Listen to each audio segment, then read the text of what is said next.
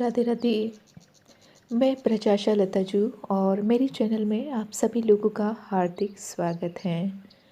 ब्रज के रसिक संतों की जीवनी में अगला चरित्र है श्री परमानंद दास जी।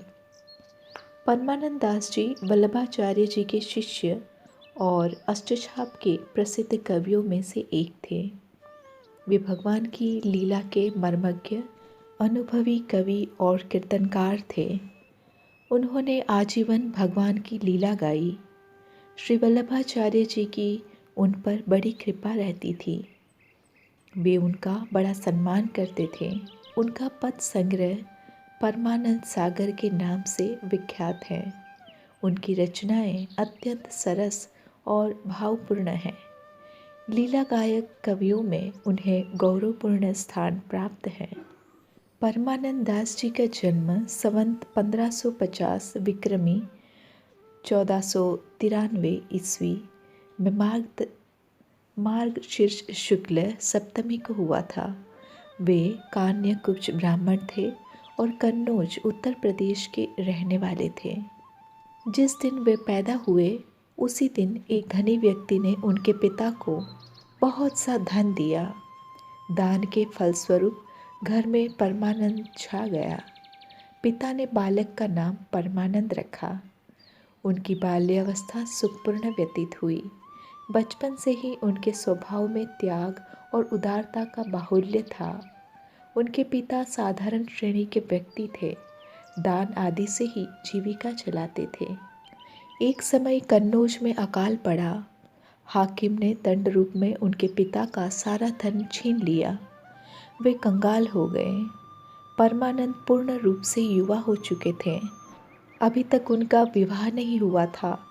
पिता को सदा उनके विवाह की चिंता बनी रहती थी और परमानंद उनसे कहा करते थे कि आप मेरे विवाह की चिंता न करें, मुझे विवाह नहीं करना है। जो कुछ आय हो उससे परिवार वालों का पालन करें, साधु सेवा और अतिथि सत्कार करें। किंतु पिता को तो द्रव्योपार्जन की सनक थी। वे घर से निकल पड़े, देश विदेश में घूमने लगे। पिता के जाने के बाद परमानंद भगवान के गुण, कीर्तन, लीला गान और साधु समागम में अपने दिन बिताने लगे। वे युवावस्था में ही अच्छे कवि और कीर्तनकार के रूप में प्रसिद्ध हो गए। लोग उन्हें परमानंद स्वामी कहने लगे थे। 26 वर्ष की अवस्था तक वे कन्नौज में रहे। उसके बाद वे प्रयाग, वर्तमान इलाहाबाद चले आए। स्वामी परमानंद की कुटी में अनेक साधु संत सत्संग के लिए आने लगे। उनकी विरक्ति बढ़ती गई और काव्य तथा संगीत में वे पूर्ण रूप से निपुण हो गए। स्वामी परमानंद एकादशी की रात्रि को जागरण करते थे। भगवान की लीलाओं का कीर्तन करते थे। प्रयाग में भगवती कालिंदी के दूसरे तट पर दिग्विजयी महाप्रभु वल्लभाचार्य का अड़ेल में निवास स्थान था। उनका जलघरिया कपूर परमानंद स्वामी के जागरण उत्सव में सम्मिलित हुआ करता था। एक दिन एकादशी की रात को स्वामी परमानंद कीर्तन कर रहे थे। कपूर चल पड़ा। यमुनाओं में नाव नहीं थी। वह तैर कर इस पार आ गया। परमानंद स्वामी ने देखा कि उसकी गोद में एक श्याम वर्ण का शिशु बैठा है। उसके सिर पर मयूर पिच्छ का मुकुट है। नयन कमल के समान प्रफुल्लित हैं। अधरों पर अमृत की ज्योत्सना लहरा रही है। गले में वनमाला है। पीतांबर में उसका शरीर अत्यंत मनमोहक सा लग रहा है। परमानंद के दिव्य संस्कार जाग उठे। उन्हें पूर्ण विश्वास हो गया कि भक्त की माधुर्यमयी गोद में भगवान श्याम सुंदर ही उनका कीर्तन सुन रहे हैं। उत्सव समाप्त हो गया। स्वप्न में उन्हें श्री वल्लभाचार्य के दर्शन की प्रेरणा मिली।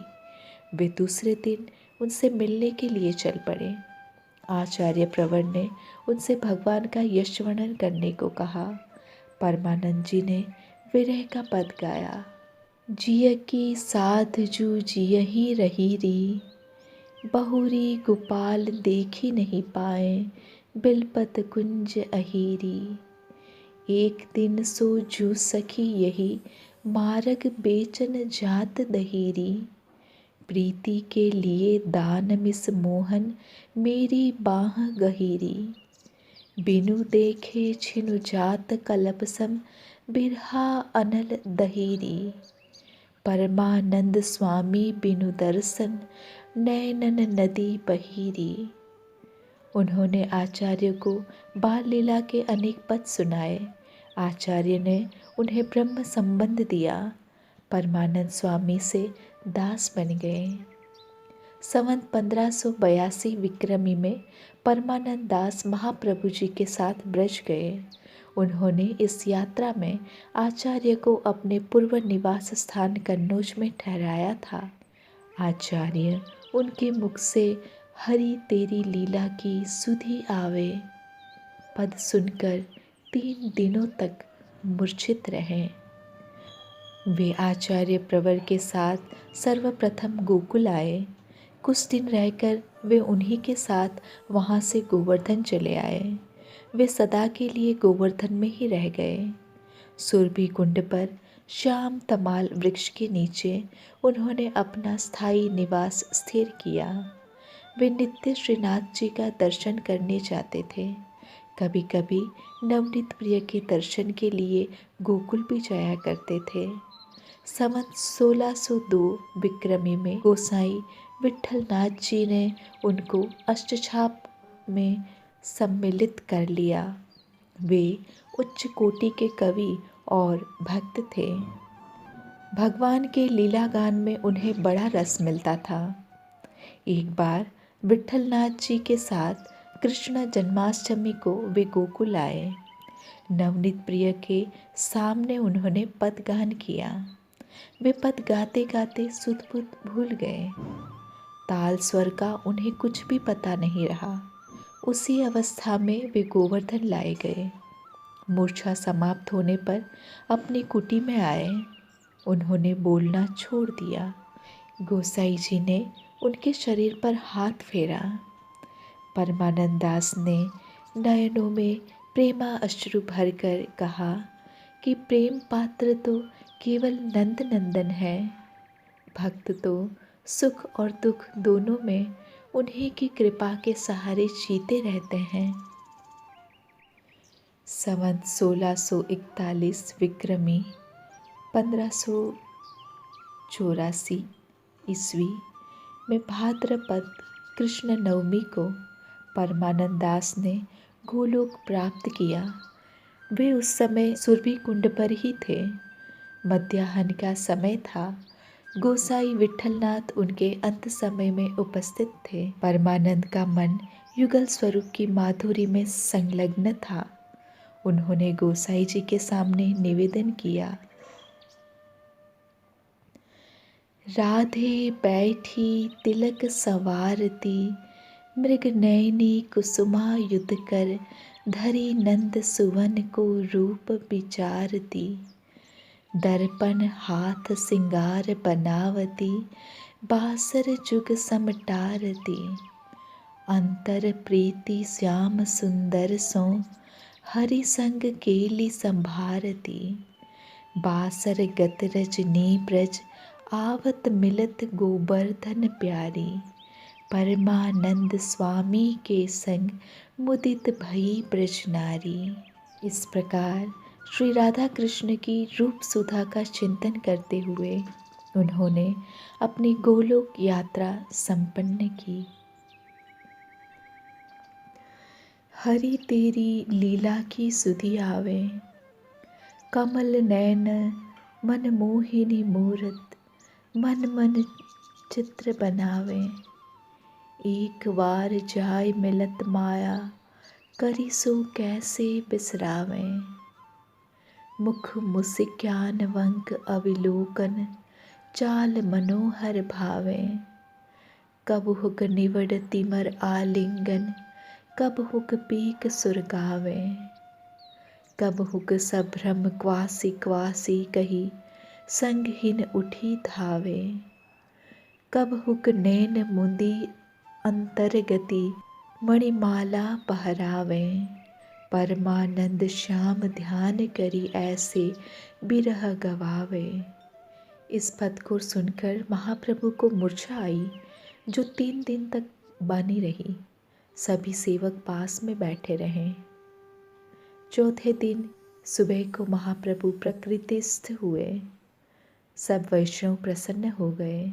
श्री परमानंद दास जी मन में डरने लगे कि अब ऐसे विरह के पद नहीं गाऊंगा।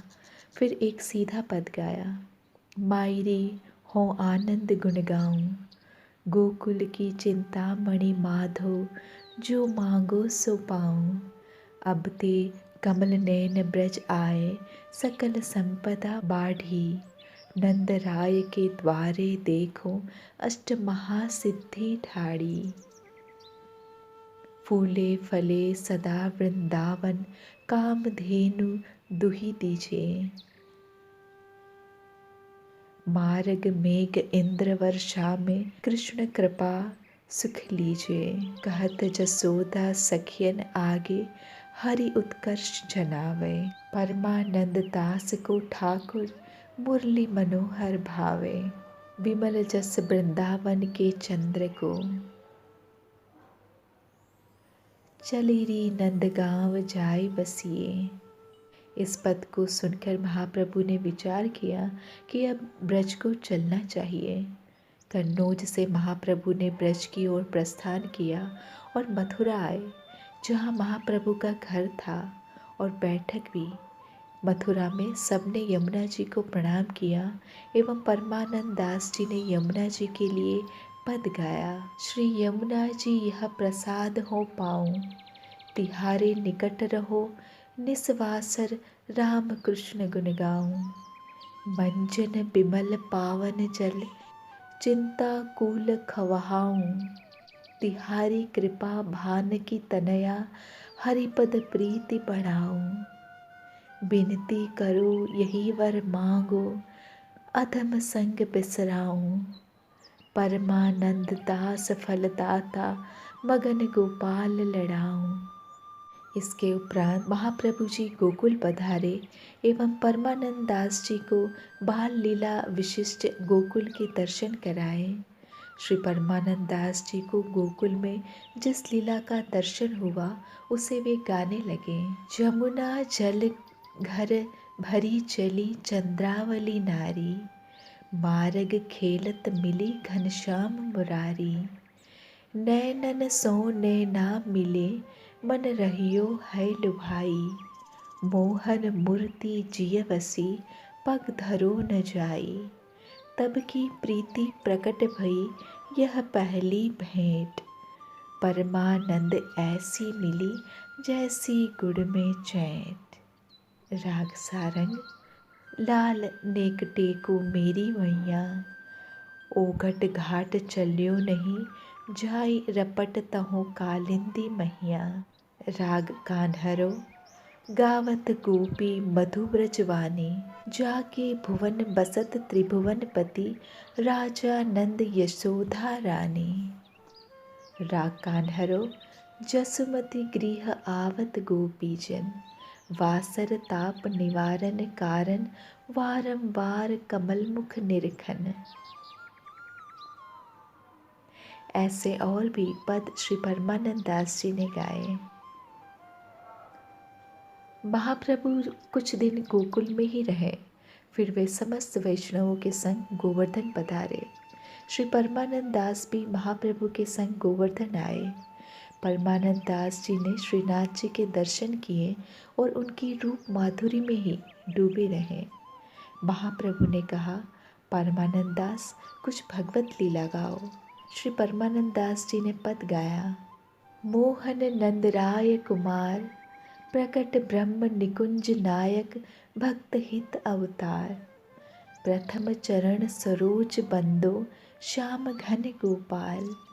मकर कुंडल गंड मंडित, चारु नैन विशाल।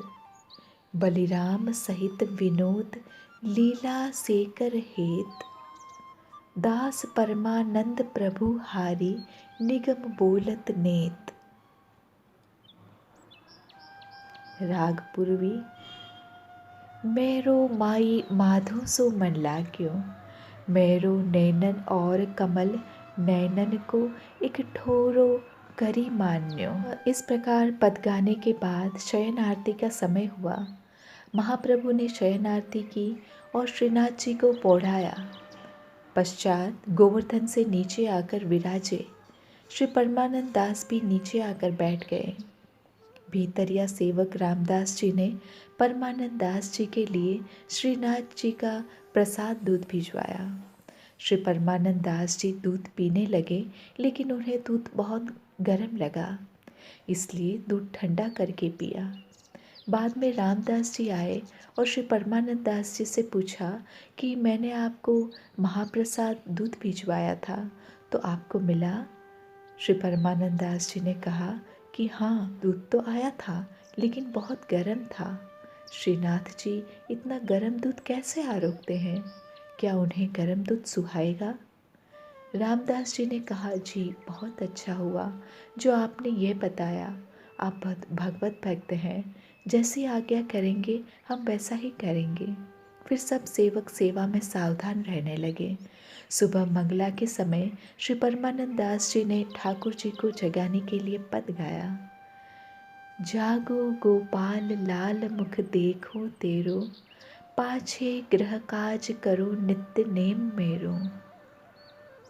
विकसत निशा अरुण दिशा, उदित भयो भान, गुंजत अंग पंकज वन, जागिए भगवान।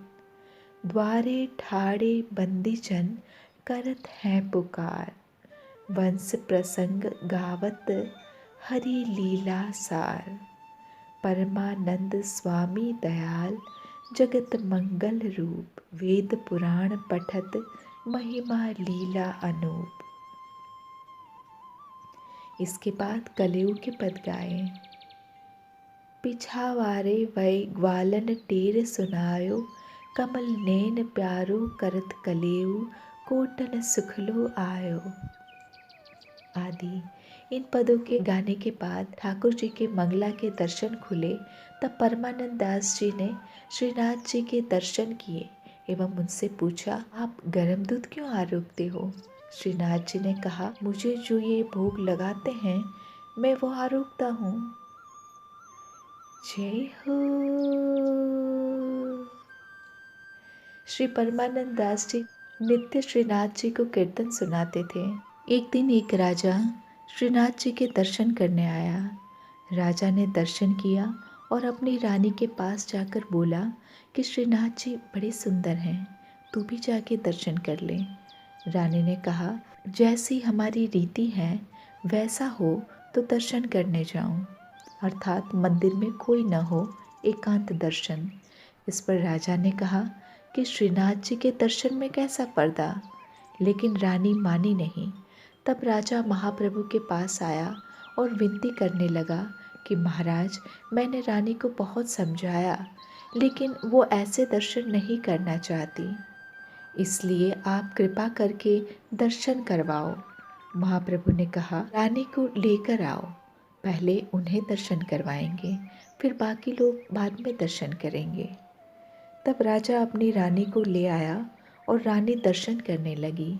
इतने में श्रीनाथ जी ने मंदिर के प्रमुख द्वार को खोल दिया, जिससे भीड़ दौड़कर अंदर आ गई और रानी को धक्का देते हुए आगे बढ़ गई, जिससे रानी के सब वस्त्र निकल गए और वो बहुत लज्जित हुई। तब राजा ने रानी से कहा, मैंने तो पहले ही कहा था कि ठाकुर जी के दर्शन में कैसा पर्दा, ये ब्रज के ठाकुर हैं, इन्होंने किसी को पर्दे में कभी रहने नहीं दिया। उस समय श्री परमानंद दास जी पद गाने लगे। भली यह खेलवे की वाणी, जय हो। तब परमानंद दास जी ने ऐसा ही पद गाया। भली यह खेलवे की वाणी, मदन गोपाल लाल काहू की नाहिन राखत कानी। अपने हाथ ले देत हैं चनवर, दूध दही घृतसानी। जोवर जो तो आँख दिखावे, पर धन को दिन दान। सुनेरी जसोधा सुत के, करतब पहल माटम थानी। फोरी डारी दधी डारी, आजर में कौन सहे नितहानी। ठाड़ी देखत नंदजु की रानी, मूंदी कमल मुखहानी। परमानंद दास जानत है, बोली बुझी धों आनी। एक समय श्री परमानंद दास जी के घर रामदास, कुंभनदास आदि सब वैष्णव पधारे। घर में भगवत भक्त आए। जानकर श्री परमानंद दास जी बहुत प्रसन्न हुए। जो और विचार करने लगे कि आज मेरे घर भगवत भक्त आए हैं। यह मेरा बड़ा भाग्य है, क्योंकि श्री ठाकुर जी इन भगवत भक्तों के हृदय में निवास करते हैं। इसलिए इन भक्तों की कृपा होगी तो श्री ठाकुर जी भी कृपा करेंगे। प्रथम तो इन भक्तों पर कुछ न्योछावर करना चाहिए, लेकिन मेरे पास तो न्योछावर करने को कुछ है नहीं। यह सोचते हुए श्री परमानंद दास जी ने एक पद गाया। आए मेरे नंद नंदन के प्यारे, माला तिलक मनोहर बानो, त्रिभुवन के उजियारे। प्रेम सहत वसत मन मोहन, ने कहु टरत न टारे। हृदय कमल के मध्य विराजत, श्री ब्रजराज दुलारे। कहाँ जानो कौन पुण्य प्रकट, भयो मेरे घर जो पधारे। परमानंद प्रभु करी न्योछावर, वार वार हो वारे। इस पद को श्री परमानंद दास जी ने भक्तों को भेंट की और उन्हें विदा किया। श्री परमानंद दास जी के रचे हुए 2000 से अधिक पद प्राप्त हुए हैं, जो परमानंद सागर ग्रंथ में संकलित हैं।